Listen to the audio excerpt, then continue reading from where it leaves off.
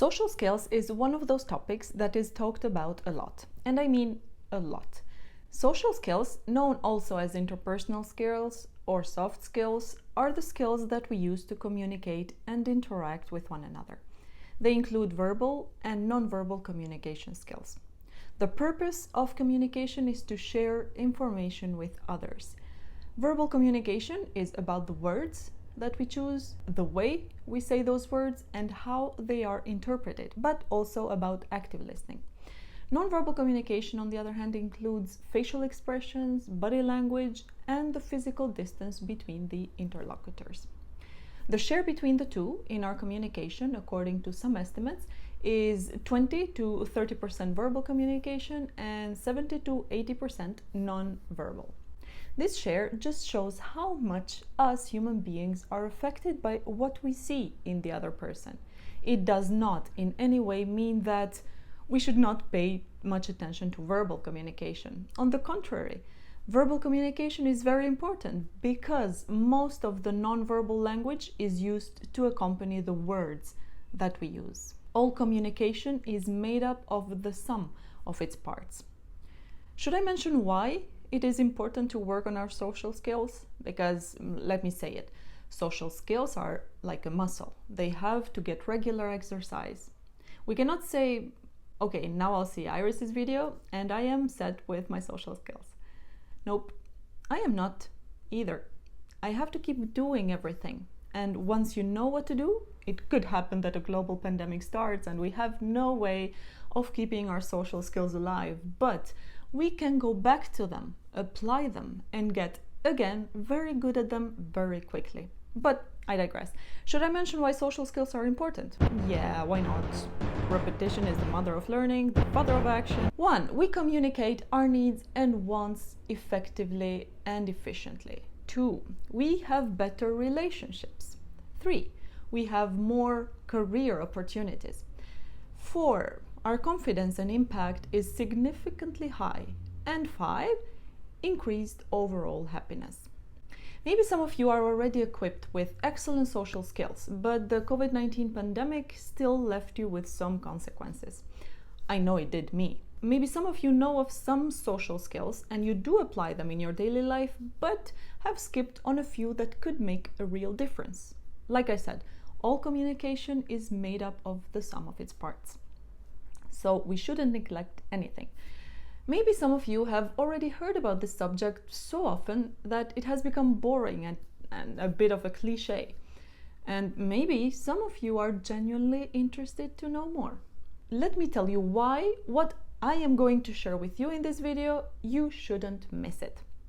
I am going to give you 10 simple tips that you can use in your day-to-day or occasionally, which will build the foundations of your social skills, or which will, at the very least, explain them. By understanding how these work and why these work, it will be very easy for you to incorporate them in your life, and I should add, very willingly. I know there will be people who hesitate to work on their social skills, for reasons I will not go into here. But what I am going to share with you is so simple that all that hesitation will not only go away, but also clear the way for desire.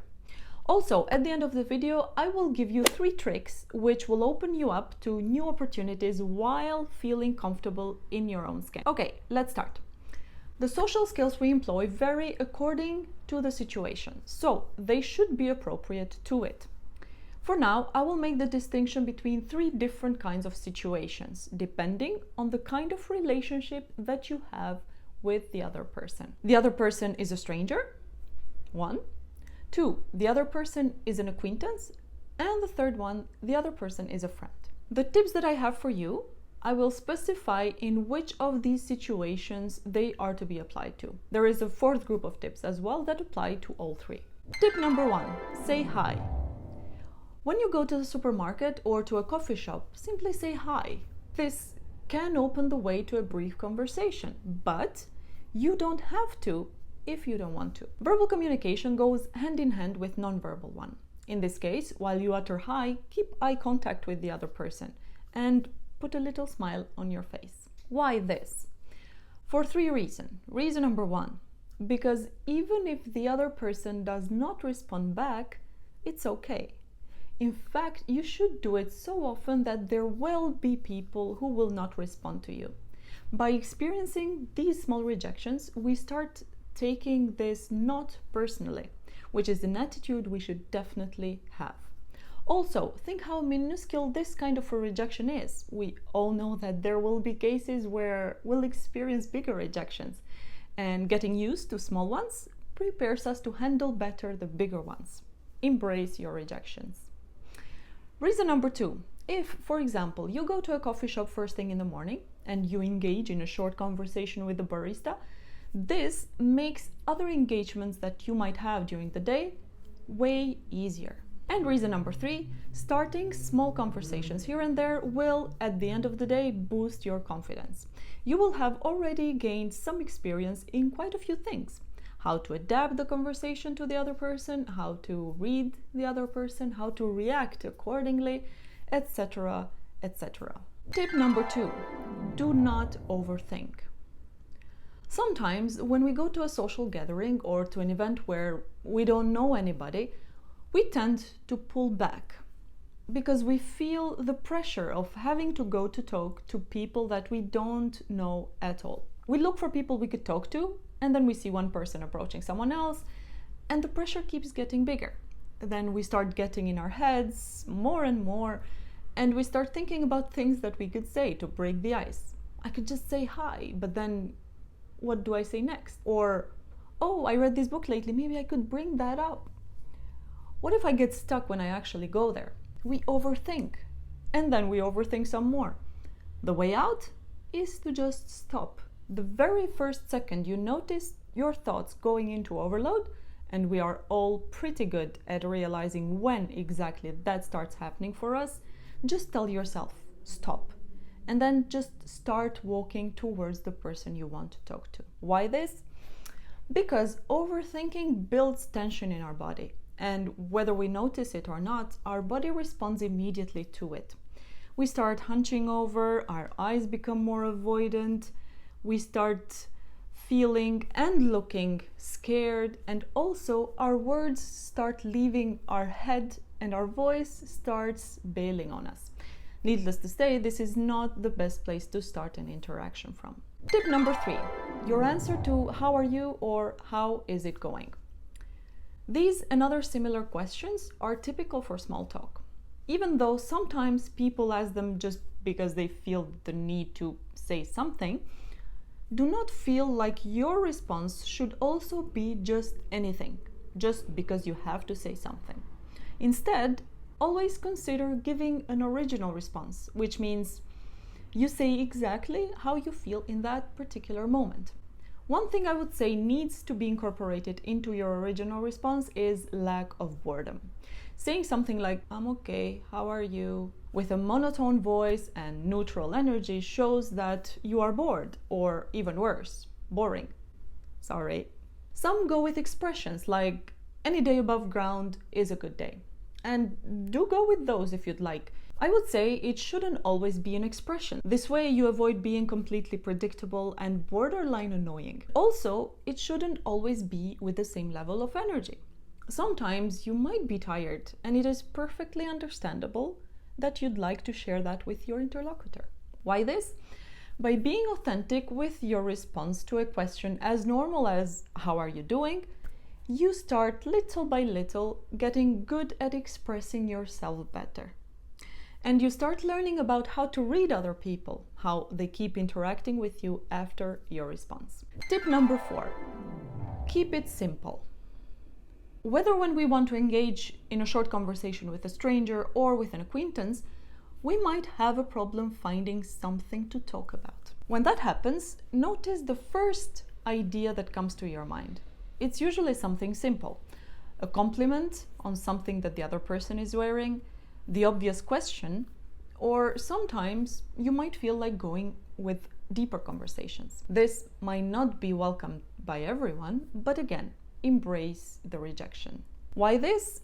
Most of interactions that we have with strangers and acquaintances are not deep conversations. That is one reason why we should try to keep it simple. The other reason is the level of investment in this kind of interaction, which should be minimal. We shouldn't spend energy on finding the perfect thing to say in this maybe one-time conversation. Tip number 5, starting and closing communication. I have a principle when it comes to this. Always be the one to be willing to start a communication. If the other person does not engage, in which case they usually have their own reasons, you can immediately end the conversation. Also, be willing to close the conversation last, but pay attention to the other person's verbal and body language. So many times people get too wrapped up in what they are talking about and they miss their interlocutor's stance. I remember this one time, it has happened to me more than once, but this one time went on for far too long. I had just come out of my office when I ran into someone that I knew, a very nice person and of a good status, and which I knew liked talking a lot. It had been a while that I hadn't seen him, so I stopped, we said our hellos and the usual catching ups. Then he started telling me about his latest vacation in detail. I listened to him for a while, and then, since I had to go and do my own thing, I tried to do something to let him know that I had to go.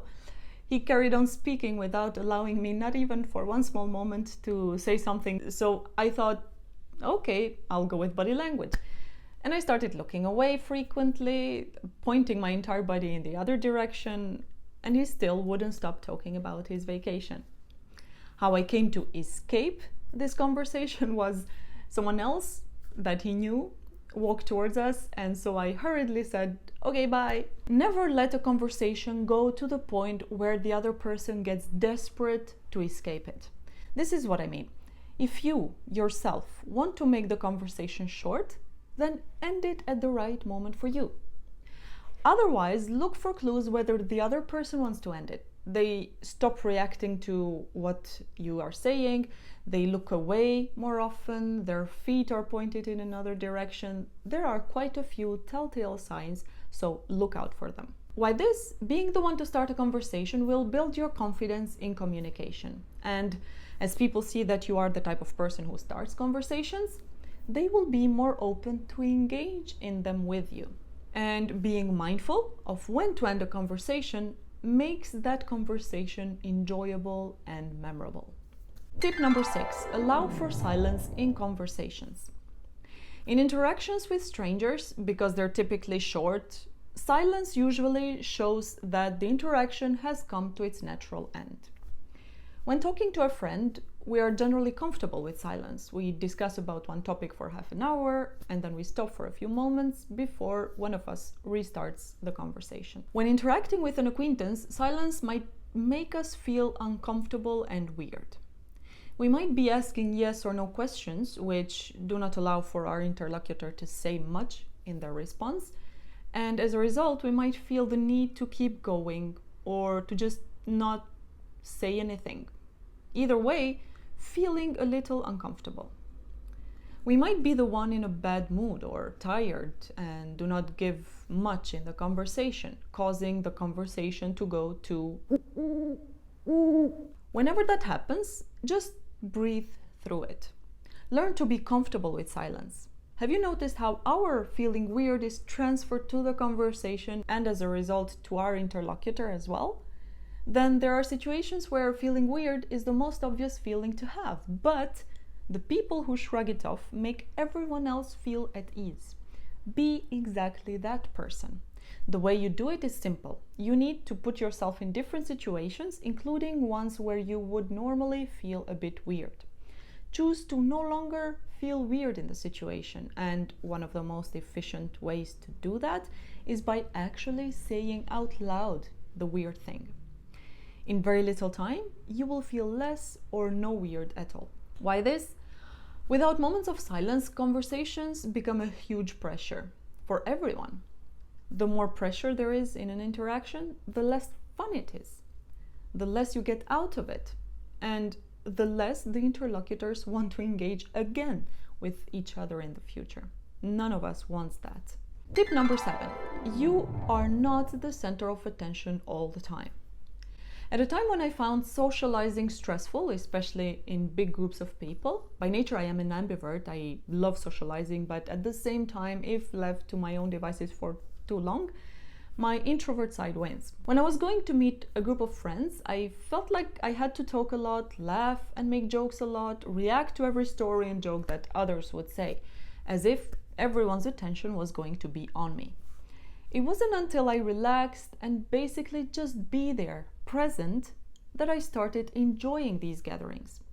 Just thinking before you even go there that you have to talk a lot, react to everything everyone says, builds up so much stress and pressure, which is multiplied when we go there. All of this stress and pressure makes it impossible to reap the benefits of socializing. It makes it exhausting, and at the end of it, you no longer even want to go to another anytime soon. We don't need to react to everything, and we don't need to talk all the time. What we do have to do is be there to be there. Why this?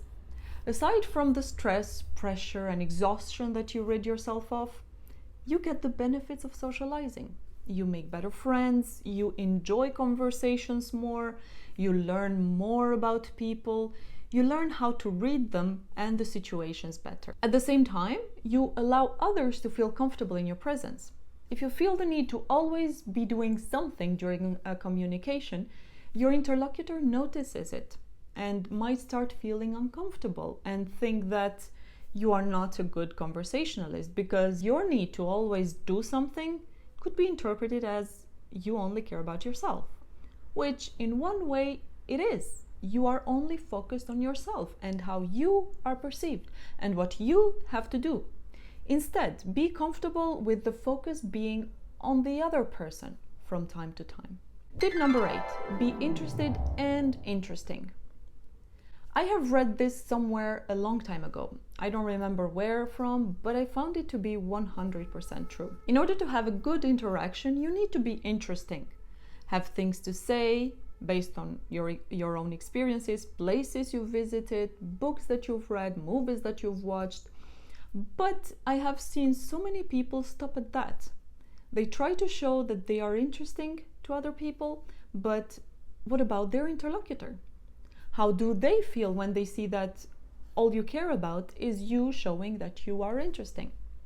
The first few conversations could be interesting for them and they might enjoy them, but then they start feeling bored, unimpressed. We all have an ultimate need, and that is to be heard. What happens while you are showing your interesting stories? The other person doesn't feel heard at all. Instead of being interesting all the time, try being interested. Interested in what the other person has to share, the stories they have to tell. And I don't mean fake interest, I mean genuine interest in what they have to share with you. Some time ago, I had a friend who was dear to me. After some time that we hadn't met, I noticed he was focused a lot on showing his interesting part. What he'd done lately, all the people he had met. It was interesting for me to have a conversation or two, yes. Past that point, it became kind of a chore. He'd completely forgotten about being interested in what I had to say. I didn't want to disrespect him and cut him off when I'd run into him, but let's say that the times I hung out with him became very few. Showing that you are interested in what the other person has to say is very powerful. That is what makes conversations precious. Tip number 9, open-ended questions. There are times, like during the pandemic, when we won't have too much interesting things to talk about. In that case, incorporate in your conversations open-ended questions. These questions require some elaborated answer from the other person, which could potentially feed you with information that you could use to keep the conversation going. Yes or no questions are the worst for this. It could be that even when you ask yes or no questions, the other person will not give you simply a yes or a no, but they will continue speaking their mind. When that happens, perfect. In other cases, people will respond with a simple yes or no, which will leave the conversation dry. If you're on the receiving end of a yes or no question, again, you don't have to respond with just a yes or a no. Elaborate on your answer.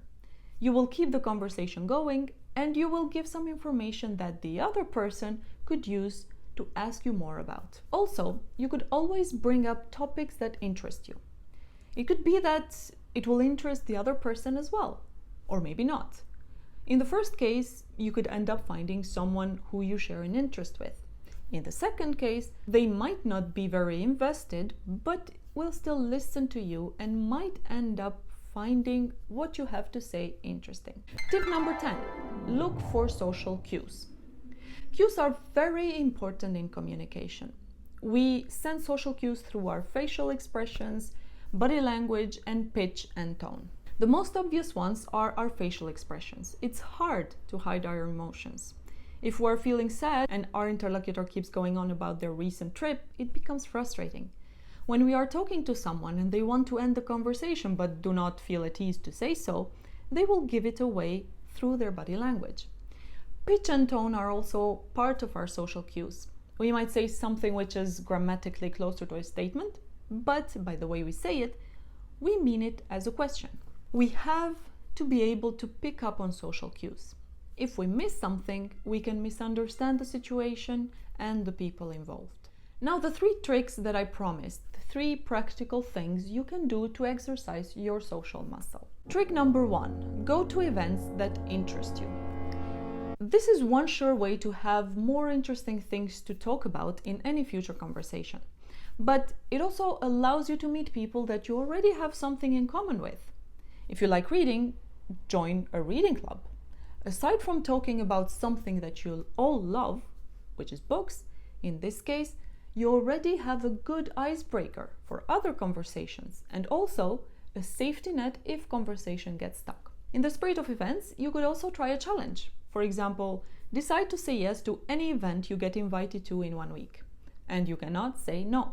This will make you socialize and get better at it. Trick number 2, voice projection. I cannot stress enough how important voice projection is. To project your voice means using your voice in a powerful and clear way. It means you speak clearly with a voice that can carry. You can be heard by everyone in the room, and your voice commands respect and attention. In order to do this, a voice coach is the best. But bottom line, what you need to know is, it is about good posture and the muscles you employ in your breathing. In short, your head and neck have to be aligned, and you have to speak from your diaphragm and not from your throat. The one thing you also need to get rid of is the idea that you are soft-spoken. Trick number 3, embrace your intro-extro ambivert traits. Most of us use our introvert nature as an excuse to avoid socializing. Most of us use our extrovert tendency to explain why we have to talk all the time. But we don't have to even consider our trait of extroversion or introversion when it comes to socializing. Of course, it will impact the way we interact with others, but it doesn't have to stop us from going out and socializing for introverts, or going out for a tete-a-tete with only one friend for extroverts. Instead, embrace whatever traits you have and still do it. Even though you're an introvert, go to that party with the thought, I'll only stay for half an hour. You will most probably end up staying for longer. This was a long video, but I took my time making this list with what I thought are the most basic, simple, and practical things to do to either get better at our social skills or to just polish them a little. As always, I will see you all next week.